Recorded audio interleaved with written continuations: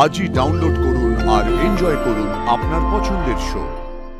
যেভাবে হোক আমাকে জানতেই হবে, এই ঋষি কি সত্যি আমার বাবার মৃত্যুর জন্য দায়ী, নাকি এর পেছনে অন্য কোনো রহস্য আছে? ঠাকুর, কি অপরাধ করেছে আমার ছেলেটা বলো। মা প্লিজ, তুমি আবার কান্নাকাটি জুড়ে দিও না। তুমি নিজেই কিন্তু বলে দাদা ভাইকে ঘুমোতে, এখন তুমি নিজেই ঘুমটা নষ্ট করছো তোর। এসো, তুমি এসো, ওকে ঘুমোতে দাও। এসো, টেনশন করো না। যাচ্ছি, দাঁড়া। এসো। ও বৌমা, দাঁড়াও, তুমি কোথায় যাচ্ছ? আমি কোথাও যাবে না। না না না, তুমি এখানে থাকবে। এসো এসো, আমার সঙ্গে এসো। তুমি এখান থেকে কোথাও যাবে না, দেখি। এই এখানে বসো বসো। তুমি তুমি সারা রাত আমার ঋষির কাছে থাকবে।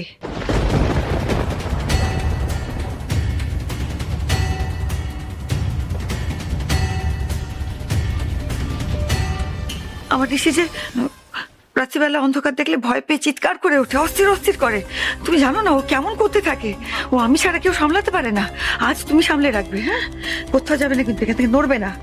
আর তুমি ভয় পেয়ে যেও না, তুমি ভয় পেয়ে যেও না, তুমি আগলে রাখবে ওকে, কেমন?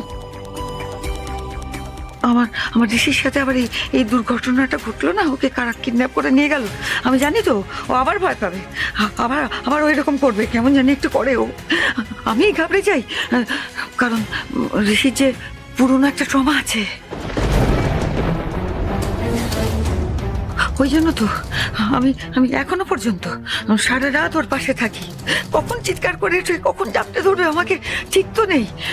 আমার ভীষণ ভয় করে। আমি তো আজকেও রাত্রে ঘুমোতে পারবো না, আমি সারা রাত জেগেই থাকবো। তুমি শুধু এখানটা বসে থাকবে, আর যদি খুব ভয় করে, মনে হবে সামলাতে পারছি না, আমাকে একটা ফোন করবে। আমি কিন্তু সঙ্গে সঙ্গে চলে আসবো, কেমন? তুমি কোথাও যাবে না বলো? করবে করবে।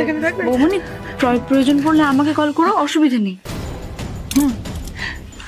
ঠিক আছে, তুমি কিন্তু আমায় ফোন করো। হ্যাঁ হ্যাঁ, করবে। যখনই মনে হয় আমাকে ফোন করো, আমি জেগেই আছি। হ্যাঁ করবে মা, চলো। চলো চলো। দাঁড়া দাঁড়া, ও বৌমা, বলছি আমি কিন্তু জেগে আছি। তোমার যেই ভয় করবে আমাকে একটা ফোন করে দিও, আমি চলে আসবো। ঠিক আছে মা, চলো চলো।